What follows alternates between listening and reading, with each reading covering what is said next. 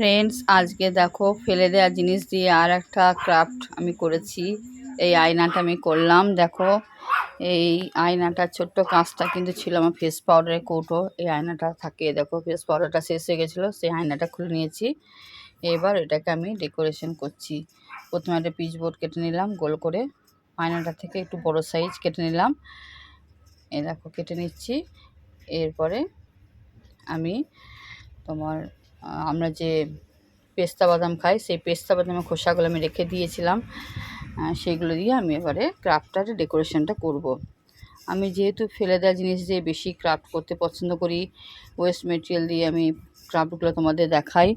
তাও আজকেও এটা একটা দেখাচ্ছি যে ফেলে দেওয়া, দুটোই আমার ফেলে দেওয়া জিনিস। এই আয়নাটাও আমি, এটা ফেলেই দেয়, ফেস পাউডার শেষ হয়ে গেলে তো আমরা ফেলেই দিই, তাই এই আয়নাটাকে নিয়েছি।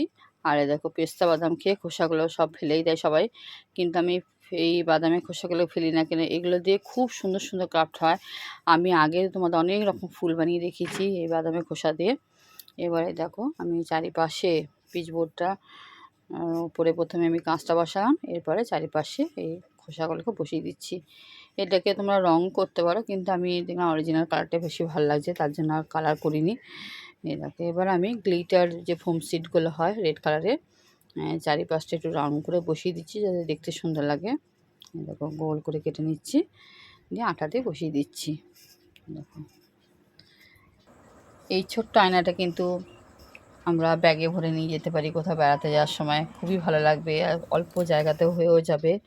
কেমন হয়েছে বন্ধুরা আইডিয়াটা, অবশ্যই তোমরা জানাবে। Thank you.